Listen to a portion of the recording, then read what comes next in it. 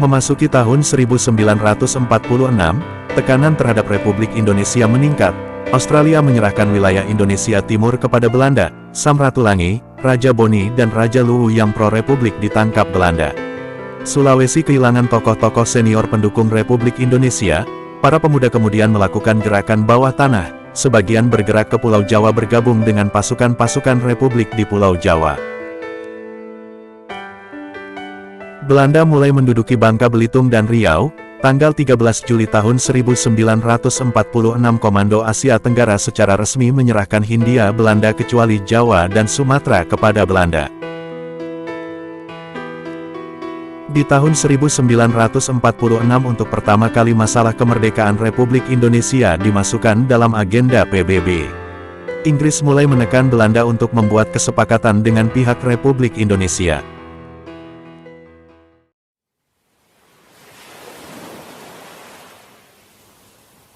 Kumai Kota Waringin Barat tanggal 14 Januari tahun 1946, pemuda pembela Republik Indonesia, ulama setempat dan TKR berhasil menggagalkan pendaratan pasukan Nika Belanda, yang datang dengan 5 buah kapal.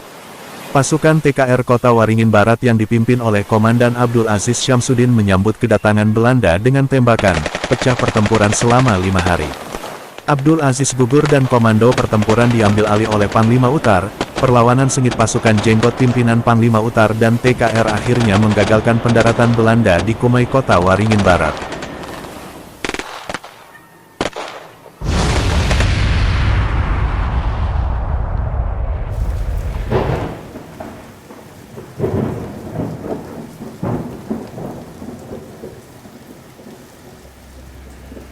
Tanggal 25 Januari tahun 1946, Mayor Dan Mogot dari Resimen 4 TKR, yang mengelola Akademi Militer Tangerang, memimpin puluhan taruna akademi untuk mendatangi markas tentara Jepang di Desa Lengkong. Mereka akan melucuti senjata pasukan Jepang. Daan Mogot didampingi sejumlah perwira, antara lain Mayor Wibowo, Letnan Sutopo dan Letnan Subianto Joyo Hadikusumo.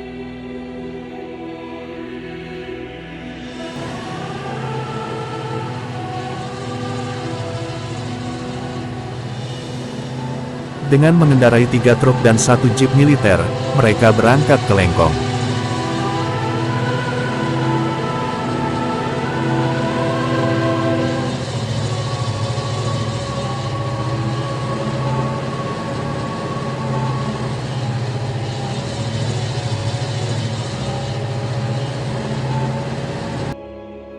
Di depan pintu gerbang markas, tentara Jepang menyambut mereka, hanya 3 orang yakni Mayor Dan Mogot, Mayor Wibowo dan seorang taruna yang diizinkan masuk untuk mengadakan pembicaraan dengan pimpinan Jepang.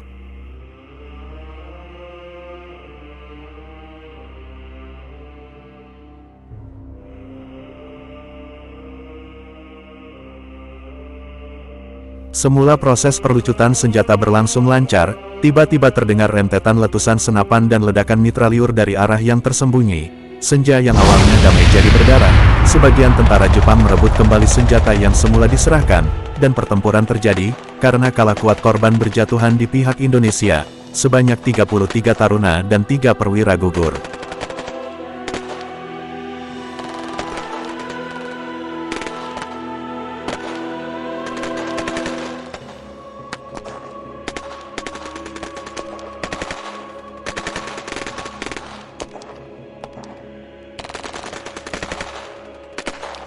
Perwira yang gugur adalah Mayor Daan Mogot, Letnan Subianto dan Letnan Sutopo.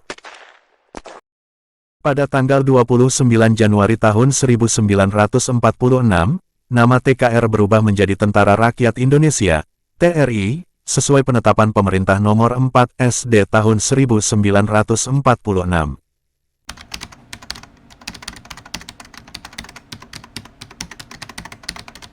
Kabinet Syahrir mulai mendapat tekanan oposisi yang revolusioner.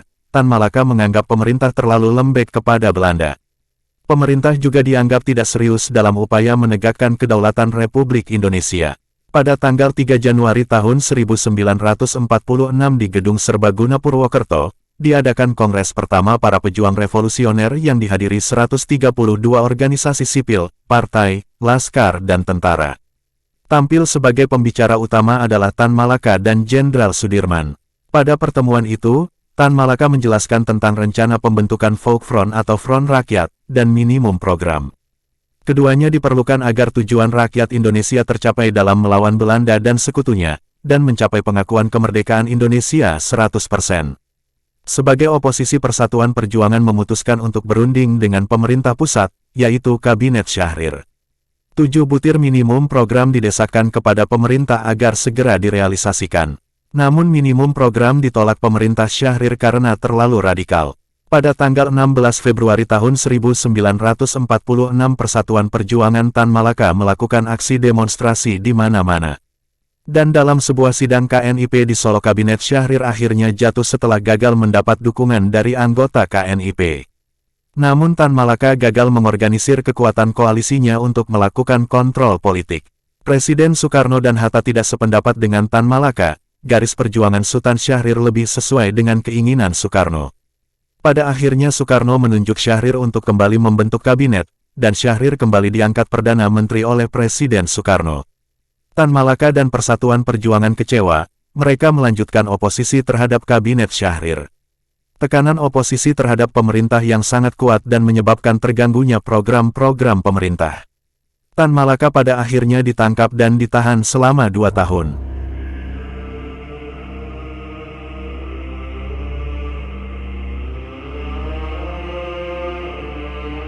Kelompok oposisi di Surakarta di bawah pimpinan Dr. Muwardi pada akhirnya menguasai Surakarta dengan menculik Pakubuwono XII, dan atas desakan Jenderal Sudirman dan kaum radikal hak-hak istimewa Raja Surakarta dihapuskan.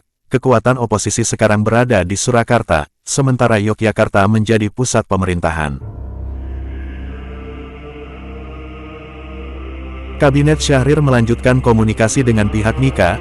Dalam sebuah pembicaraan dengan Van Mook, Syahrir memberi kesan bahwa Republik Indonesia menyetujui kedaulatan atas Jawa, Madura, dan Sumatera.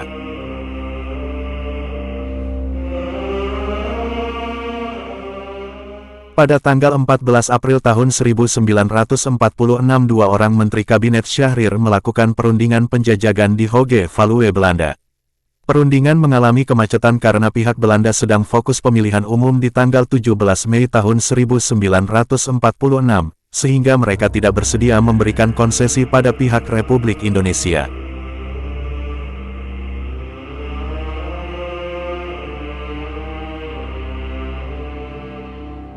Pada tanggal 27 Juni tahun 1946 Hatta menyampaikan pidato di Yogyakarta mengenai keterbatasan posisi berunding pemerintah terhadap Belanda. Respon pihak oposisi sangat keras, mereka menganggap hal ini sebagai pengkhianatan terhadap kemerdekaan 100% Republik Indonesia. Pada malam harinya mereka menculik Syahrir dan beberapa pejabat, dan menekan Soekarno mengambil sikap terhadap tuntutan kemerdekaan 100%. Namun Presiden Soekarno malah mengumumkan keadaan perang dan meminta agar Perdana Menteri Syahrir dibebaskan.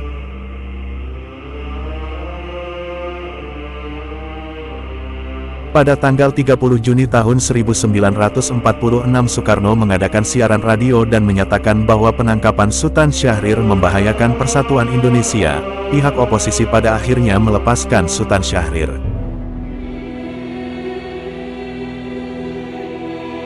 Sementara itu pihak Belanda berhasil melaksanakan konferensi di Malino, Sulawesi Selatan, untuk membentuk negara federasi di Hindia Belanda.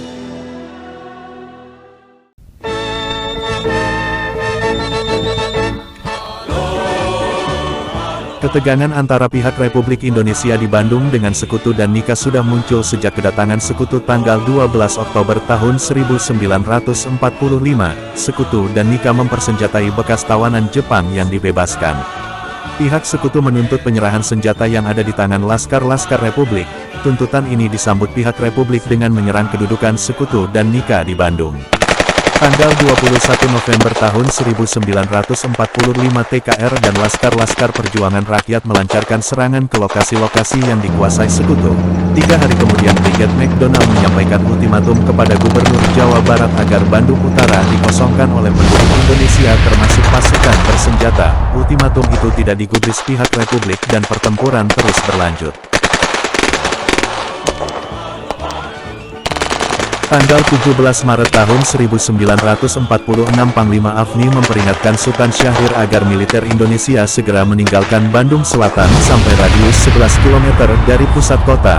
Hanya pemerintah sipil, polisi dan penduduk sipil yang diperbolehkan tinggal. Kolonel Abdul Haris Nasution merespon permintaan itu dengan membumi hanguskan kota Bandung.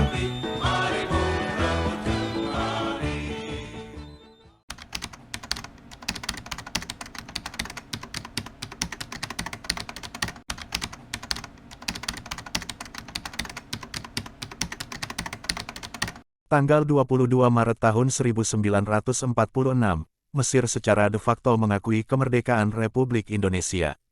Mesir adalah negara pertama yang mengakui kemerdekaan Republik Indonesia.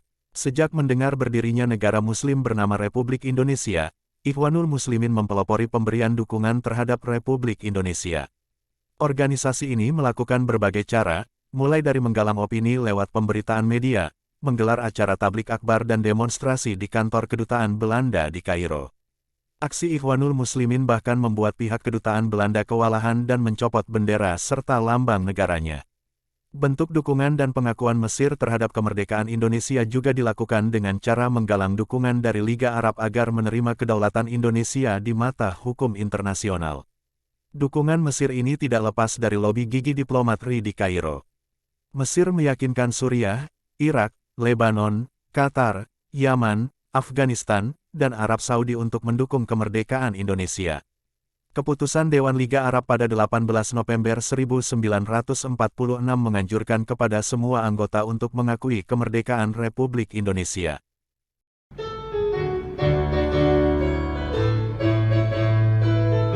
Tanggal 17 Juli tahun 1946, di tanah Sulawesi perlawanan terhadap Belanda bermunculan. Laskar-laskar rakyat bergabung dalam Laskar Pemberontak Rakyat Sulawesi, atau LAPRIS, di bawah pimpinan Ranggong Daeng Romo dan Robert Walter Mominsidi.